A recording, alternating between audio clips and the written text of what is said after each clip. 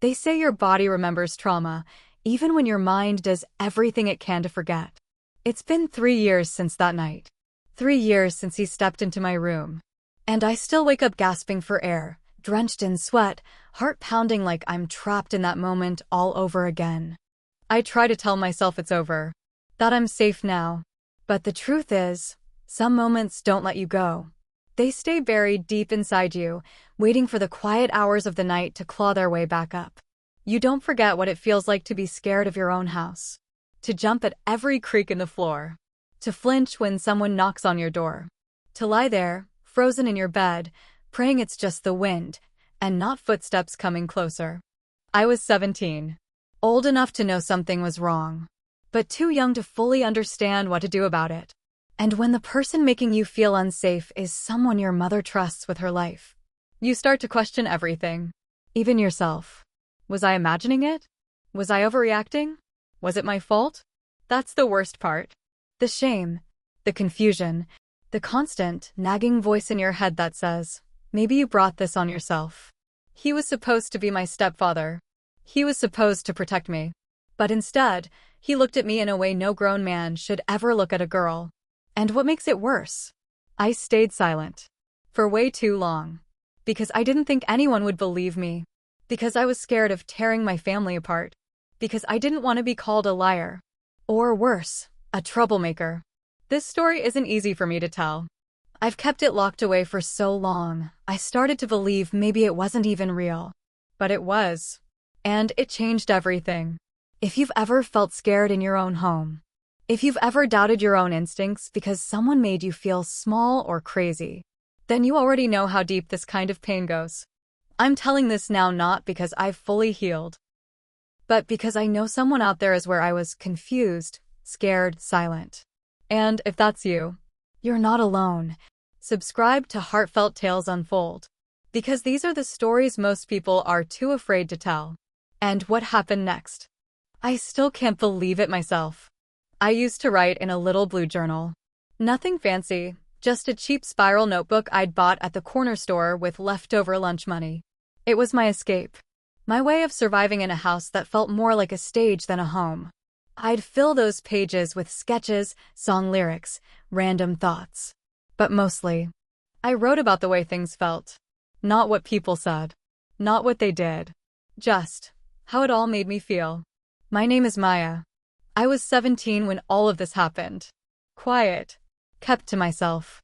The kind of girl who noticed everything but never said much. I was always the observer in the room. The one who stayed silent when everyone else talked over each other. I didn't have a ton of friends. I didn't go to parties. Honestly, most of the time, I didn't feel seen at all. Home was complicated. My mom, she worked a lot. Double shifts, always tired, always distracted. She used to be warm before the divorce. Before the late nights and the forced smiles. Now, it was like she was constantly trying to prove something. Like if she kept our house spotless and posted enough happy family pictures online, it would make up for all the cracks underneath. Then there was Gary, my stepfather. The man she married just under a year after splitting from my dad. Too soon, if you ask me. But she said he made her feel safe. That he was stable. Gary was the kind of guy who knew how to charm a room. He'd slap your back a little too hard, laugh a little too loud, tell jokes that made my skin crawl but had everyone else in stitches. At first, I thought I was being dramatic. But there was always something off about him. Something that didn't match the polished, friendly face he put on for the world. Behind closed doors, he wasn't loud. He was quiet, controlled, calculated. He'd compliment me in ways that didn't feel right. "You've really grown up," he'd say, letting his eyes linger too long. Or, "You should smile more. You've got a beautiful mouth." My mother would laugh it off. She thought he was just trying to bond with me. She wanted us to be a family so badly, she ignored what was right in front of her. Our house was small. 3 bedrooms. 1.5 baths. Thin walls, you could hear everything. Every conversation, every whisper, every footstep at night. My room was at the end of the hallway. The farthest corner. It was the only space that felt like mine. I kept the door closed at all times. Not because I had anything to hide, but because it was the only place where I could breathe. Still, no door feels thick enough when someone wants to cross boundaries. Dinner time was the worst. Gary always made a big show of being Dad of the Year. He'd ask about school, pretend to be interested in my drawings. But there was always this underlying tone, like he was studying me, waiting for me to say something, do something, react. My mom? She'd be busy checking her phone, planning her work schedule, worrying about bills. She missed everything. Or maybe she chose to miss it. I remember one night, I must have been sitting cross-legged on the couch, wearing just a long t-shirt. Gary walked in, looked at me, and said, "You sure you're still 17? You're gonna have boys crawling all over you soon." I laughed, nervously. But it wasn't funny. It was never funny. I started wearing baggy clothes around the house. Stopped making eye contact. Avoided him as much as I could without making it obvious. But somehow, no matter what I did, he was always there. Hovering in the hallway when I left my room. Popping into the kitchen the second I opened the fridge. Standing too close. Smiling too wide. I kept telling myself it was in my head. That I was imagining it. Because that was easier than facing the truth. But deep down, I knew. I didn't realize it then. But Gary had already started watching me differently. And the scariest part? I think he knew I wouldn't tell anyone. Not yet. Not then. But that was only the beginning. It was a Friday night, one of those dull, nothing special kind of evenings. The air felt heavy, like the house was holding its breath. My mom had picked up some takeout on her way home. She was exhausted, still in her scrubs, and clearly just wanted to eat, shower, and disappear into her bedroom. She tossed a few plastic containers onto the coffee table, kissed Gary on the cheek, and mumbled something about having a headache. Then she was gone. That left just the two of us. Gary grinned and clapped his hands together like we were about to start some kind of fun little tradition. "Movie night?" he said, already reaching for the remote. I didn't want to say yes, but saying no felt risky. So I nodded, sat on the far end of the couch, and tucked my legs underneath me. He chose some action movie I didn't care about. The volume was way too loud, but the silence between us still felt louder. At first, it was okay. I kept my eyes on the screen, barely moving. But then, he shifted. Scooted just a little closer. At first, it was nothing. A subtle lean, like he was getting comfortable. But then his arm stretched behind me on the couch, like we were on some awkward first date. I froze. I didn't want to make a scene. Didn't want to give him the satisfaction of knowing I was uncomfortable. So I sat there, still as stone. Then came the comment. Out of nowhere. He turned his head and said, real casual, almost like he was complimenting a pair of shoes or a nice view. "You know, you're really starting to look like your mother." I didn't respond. But then he added, with this weird little smile, "No, not like her. Prettier, actually." I felt my stomach twist. That deep, sinking kind of twist. Like gravity pulling you into the floor. I didn't say a word. Just stared at the screen and pretended I didn't hear it. Pretended like my ears weren't burning and my throat wasn't closing up. He let the silence hang there. Like he wanted me to react. But I didn't give him that. Eventually, I made some excuse, said I was tired, had homework, whatever. I stood up too fast and walked to my room without looking back. I shut the door, sat on the edge of my bed, and just stared at the floor. I should have locked it. I always locked it. But that night, for some reason, I didn't. I told myself it was fine. That nothing would happen. That he wouldn't dare. But around midnight, I heard it. A knock. Soft. Measured. I didn't answer. A second knock. Then his voice, low and quiet. "You still awake?" I just wanted to talk for a minute. I swallowed hard. My heart was racing, pounding against my chest like it was trying to warn me. I managed to say, "I'm tired." Silence. Then he said, "All right. Just wanted to check on you." And then, footsteps. Fading down the hall. I waited a full 10 minutes before I exhaled. I got up and locked the door. And I didn't sleep at all that night. The next morning, he acted like nothing happened. Like we hadn't sat too close. Like he hadn't said that thing. Like he hadn't knocked. But something had changed. Not in what he did. In how he looked at me. It was like he'd crossed some invisible line in his mind. And once he stepped over it, there was no going back. It wasn't what he did that night, it was how he looked at me. And how that look never went away. After that night, everything started to feel different. But not in a loud, obvious kind of way. It was more like a slow, creeping shift, like when the air changes before a storm. You don't see the lightning right away, but you feel something building. I started second-guessing myself constantly. Was I imagining things? Was I reading too much into it? Maybe he was just trying to be friendly. Maybe that compliment meant nothing. Maybe the knock at midnight really was innocent. But my gut knew better. It's just that my mind kept trying to protect me by rewriting the story. Still, I couldn't shake it. That uncomfortable feeling whenever he walked into the room. How his eyes always seemed to find me first. How his smile lingered just a second too long. It wasn't right. And I knew it wasn't right. So I started changing. Little things at first. I stopped wearing tank tops around the house. Started layering up, even when it was hot. I wore oversized sweatshirts and baggy pants, pulled my hair back tight, avoided mirrors. I avoided him. Or tried to. I stopped sitting in the living room if I knew he was home. Skipped dinner a few nights, said I wasn't feeling well.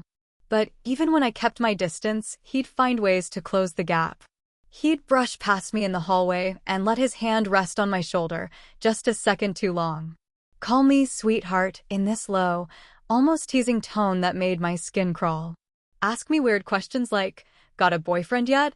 Or, you ever miss having a father figure around? I started locking my door every night. Double-checking it. Triple-checking it. But sometimes, when my mom wasn't home, he'd knock anyway. Or worse, he'd come in without knocking, pretending he thought I wasn't there. Always with an excuse. Just checking the AC vent. Didn't know you were home. Looking for my charger. I'd sit there, holding my breath, feeling like I was shrinking into myself. Because even when he wasn't touching me, I felt violated. I wasn't used to being the center of anyone's attention. For most of my life, I felt invisible. And now, suddenly, I was seen, but not in the way I ever wanted. I craved connection. I wanted someone to care. But not like this. Not from him. There was no love in the way he looked at me. Only possession. I started writing in my journal again. Late at night, when the house was quiet and my heart wouldn't slow down. I remember one entry like it was yesterday. It said, "Am I overreacting? Is this just what it feels like to live with someone new? Why do I feel like I'm always being watched? Why do I feel like I can't breathe when he's around? Why do I feel dirty?" I didn't know how to explain it. I just knew that my body was tense all the time. Like I was walking on a tightrope, afraid to slip. And the worst part? I couldn't talk to my mom. She looked so happy for once. She'd finally found someone who helped pay the bills, who mowed the lawn, who kissed her cheek in public and made her feel wanted again. How could I take that away from her? How could I ruin that? So I stayed quiet. And every day I grew more distant. From her. From myself. From everything that used to feel safe. I didn't feel protected anymore. I felt watched. And the longer I kept the truth inside, the more it started to eat away at me. Bit by bit. Piece by piece. Until I wasn't sure who I was anymore. I just knew. I didn't want to be her. Not the girl in that house. Not the girl with secrets. Not the girl who felt like prey. But I was. And I didn't know how to stop it. It was a Thursday afternoon when my mom told me she'd be leaving for a work conference. Just 2 nights. Friday to Sunday. She seemed so excited, said it was a big deal, that she'd finally be presenting something important to her bosses. I smiled and told her I was proud of her. But deep down, I felt cold. She didn't even ask if I'd be okay staying alone with Gary. Didn't think twice. She just said, "You and Gary will be fine. He'll make sure you eat something other than cereal." Then she kissed my forehead, grabbed her suitcase, and walked out the door. And just like that, it was just us. The silence in the house was immediate. Thick. Unsettling. Even the air felt heavier, like it knew something I didn't. I stayed in my room for most of that evening, pretending to do homework. I had my headphones in, but I wasn't listening to music. I was listening to him, his footsteps in the hallway, the opening and closing of kitchen drawers, the hum of the oven. Around 7, he knocked on my door. I didn't answer. Then I heard his voice light, playful. "Dinner's ready. I made your favorite, spaghetti and garlic bread." He said it like we were close. Like he actually knew what my favorite was. He didn't. But I was hungry and scared of what would happen if I kept avoiding him. So I came out. The table was already set. Candles. Actual candles. Like this was some weird date night instead of a casual dinner. He smiled when he saw me. "You look nice," he said. I was wearing sweatpants and an old hoodie. I sat down and kept my eyes on my plate. He talked more than usual, asked about school, my classes, whether any boys were giving me attention. I forced a laugh and changed the subject. That's when he said it. "You know, we never get alone time. It's kinda nice, don't you think?" My stomach twisted. I barely ate. Every bite felt like it might come back up. He watched me the whole time. After dinner, I cleared my plate and tried to retreat to my room. But as I was walking away, he said, "Hey, don't go hiding in there all night. Come watch a movie with me." I shook my head. "I'm tired," I said. He followed me down the hall. "The living room TV isn't working, power strips fried or something. We can just use yours. I'll bring snacks." I stopped at my door. I really just want to sleep. But he was already walking past me, already pushing my door open. Like it was his room too. He sat on my bed, kicked off his shoes, and patted the spot next to him. "This'll be fun. Come on, you pick the movie." I stood there for a second, frozen. My heart was pounding in my chest so loud, I thought maybe he could hear it. But I didn't know what to do. So I sat down. At the edge. As far from him as I could get. He handed me the remote. I picked some random old comedy, something loud, distracting. He leaned back like he was settling in for the night. Then he started talking about how proud he was of me. How mature I'd become. How I handled myself like a woman. I felt like I was shrinking. At one point, he reached over and brushed my hair away from my face. Said there was something on my cheek. There wasn't. I didn't flinch. Didn't move. I just sat there, staring at the screen, barely breathing. Then, I decided to pretend I was falling asleep. I closed my eyes, slowed my breathing, and let my body go limp. It was the only escape I could think of. I thought he'd take the hint. Thought he'd get up and leave. But he didn't. I could hear him. His breathing changed. Slower, deeper. He was still there. Sitting close. So close I could feel the heat from his body. Every second felt like an hour. My skin was crawling. My fists were clenched under the blanket. I thought maybe if I stayed still long enough, he'd go. Eventually. I felt the bed shift. He stood up. Paused for a second. Then he walked out. I didn't open my eyes until I heard the door click shut.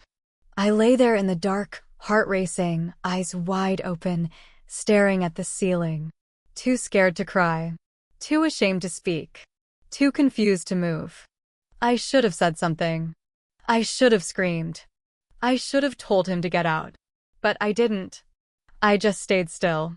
And from that night on, everything changed. I don't know what time it was. Maybe 2. Maybe 3 in the morning.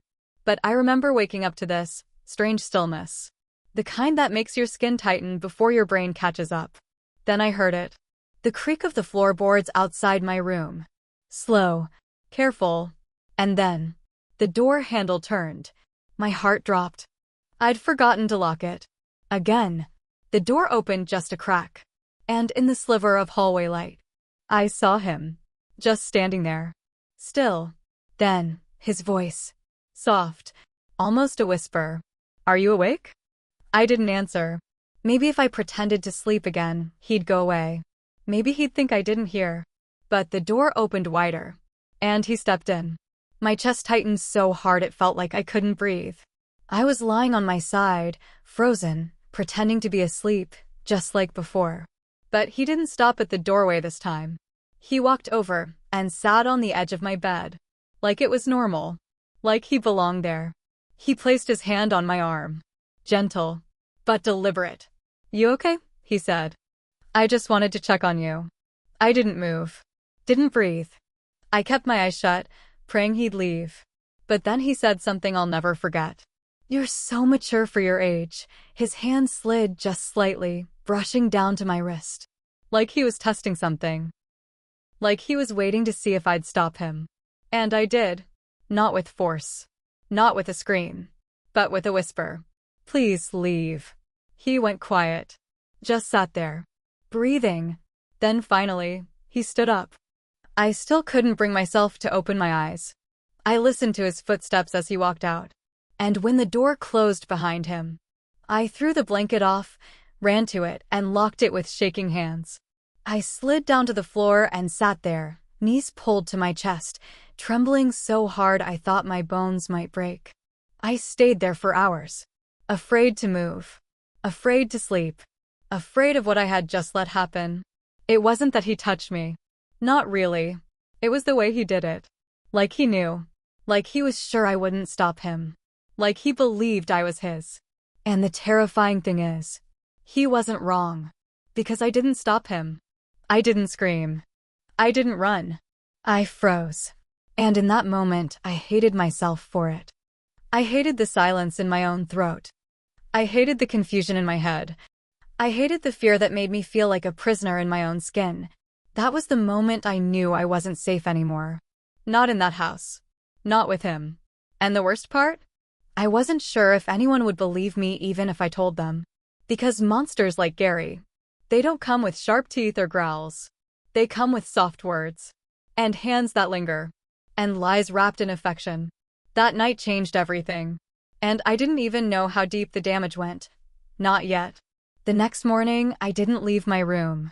Not for breakfast. Not to say good morning. Not for anything. I stayed curled under my blanket, staring at the wall like it could somehow swallow me up. I heard Gary moving around the house. The clink of dishes. The sound of the TV. His fake, cheerful humming drifting down the hallway like nothing had happened. Like he hadn't sat on my bed in the dark. Like he hadn't touched me. Like he hadn't said the things he said. When I finally got up, I waited until I heard him step into the backyard before I crept out to grab something to eat. I made a peanut butter sandwich in silence. My hands were shaking the whole time. I felt like a ghost. Like someone else was moving my arms for me. After that, I made a decision. I wouldn't be in the same room with him. Not for a second. Not if I could help it. I started eating all my meals in my room. Told them I had a lot of homework. That I wasn't hungry. That I was just tired. Gary never questioned it. He just smiled that same smile. That smug, knowing smile. And said, "Teenagers. Always hiding away." But I could feel it. He was watching me more. Every time I walked from my room to the bathroom. Every time I came home from school. Even if he didn't say anything, his eyes always found me. Like he was waiting. Waiting for what, I don't know. When my mom came back from her trip, I thought maybe things would go back to normal. But they didn't. Because I wasn't normal anymore. I was quiet. Withdrawn. Barely spoke at dinner. Didn't sit on the couch. Didn't laugh at her stories. She started noticing. At first, it was subtle. "You okay, sweetie? You've been quiet lately." Then it turned into concern. "Is something wrong at school? Did you and one of your friends have a falling out?" I shook my head every time. Told her I was fine. That it was just stress. That I wasn't sleeping well. But what I really wanted to say was, "Mom, he came into my room at night. Mom, he touched me.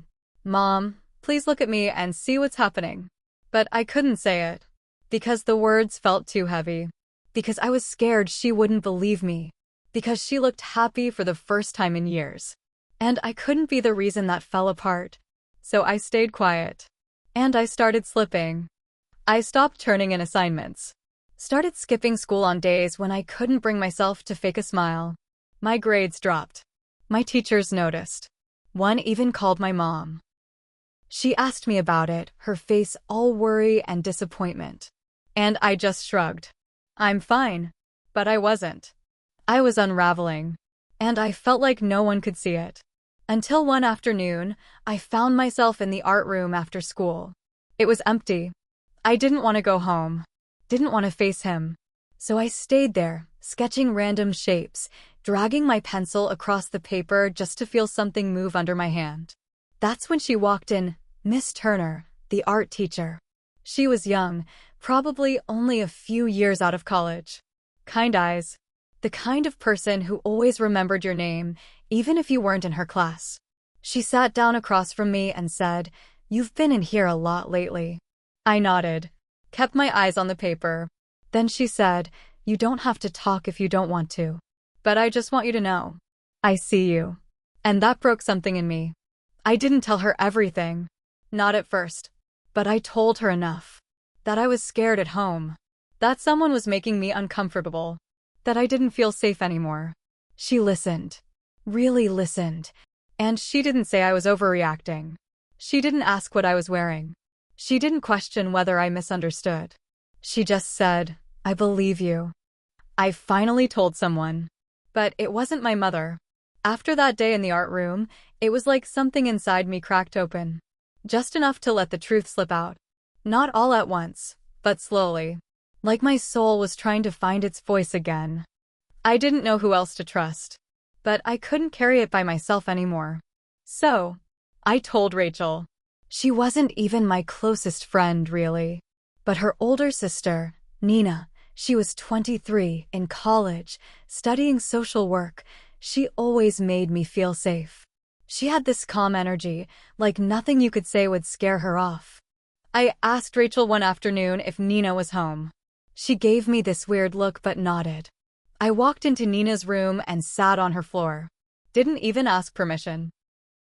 I think she knew something was off immediately. She closed her laptop, sat on the rug beside me, and said, "Talk to me." And I did.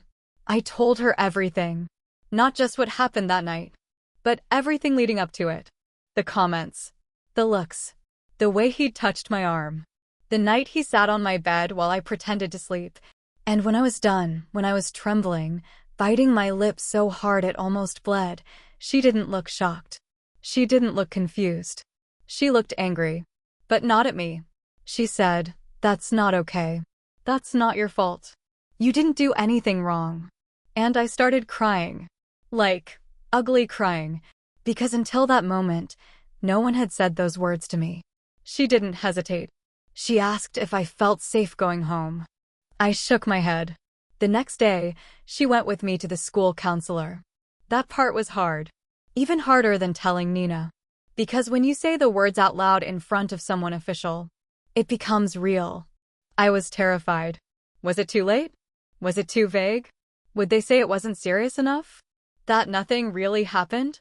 The counselor, Mrs. Lewis, was kind. She listened without interrupting. She asked gentle questions. She wrote things down. And at the end, she said something I'll never forget. "You're incredibly brave. I'm proud of you for speaking up." Then she explained what would happen next. She was a mandated reporter. That meant she had to report it. To Child Protective Services. Everything after that felt like a blur. Phone calls. Paperwork. Meetings. They asked if I had somewhere else I could stay for a little while. I said yes. Nina offered her couch. Her parents were supportive. They didn't ask too many questions, they just opened their home. And for a few days, I breathed easier. For the first time in weeks, I could sleep through the night without checking the lock 5 times. But then came the part one was dreading the most. They contacted my mom. She came into the counselor's office after work. Still in her heels, phone in hand, all rushed and flustered. And the moment they told her why she was there, everything in her face changed. She didn't cry. She didn't hug me. She didn't even ask if I was okay.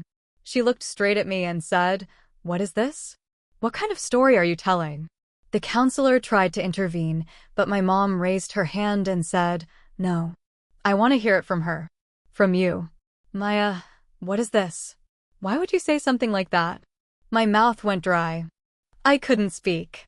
So Mrs. Lewis explained again. Patiently. Calmly. She said I was scared.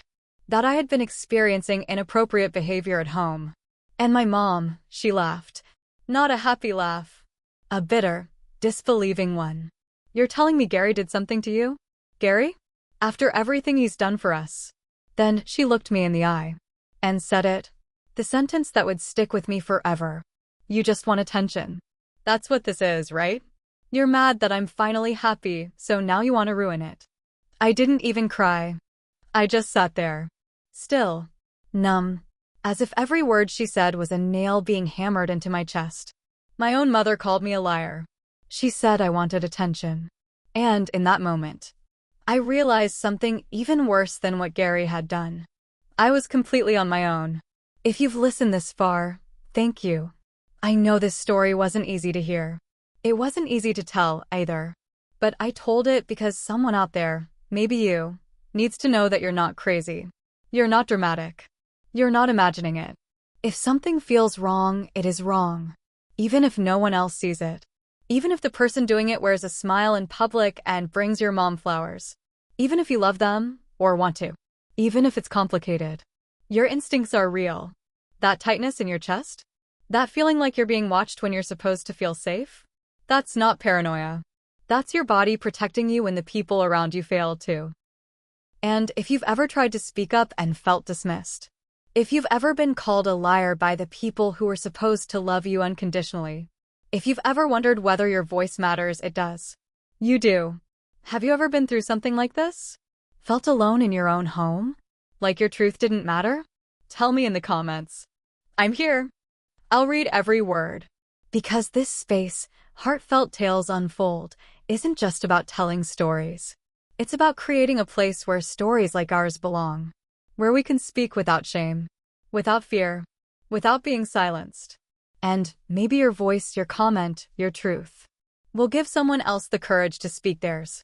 So please like, comment, and subscribe. Not for me, but for us. For all of us who were told to stay quiet. Because staying silent is how they win. And I'm done letting them win. I live with my aunt now. She's my dad's sister. Warm. Protective. The kind of woman who hugs too tight and always makes sure I've eaten. She believed me the second I told her what happened. There were no questions. No side eyes. No disbelief. Just love. It's been over a year since I left that house. Since I closed the door on that part of my life. Gary's gone. Out of our lives completely. The investigation happened. And while it didn't lead to charges, it did lead to the truth being exposed. My mother still doesn't talk to me. She chose him. And that's a wound I don't think I'll ever fully understand. But I've learned something important. Healing doesn't start with others. It starts with you. Every day I'm rebuilding. Piece by piece. Learning how to feel safe in my own skin again. To trust myself. To forgive myself for staying silent. And for being afraid. Because it wasn't just what Gary did. It was the silence that followed. The silence that almost broke me. But I'm still here. And I didn't share my story for pity. I shared it for power. For every girl who froze. For every kid who doubted their own fear. For every person still living behind a locked bedroom door. You're not alone. And you are not to blame. Some wounds aren't visible. But they still bleed. And telling the truth? That's how we start to heal. Thank you for listening to my story. Subscribe to Heartfelt Tales Unfold, where silence ends and healing begins.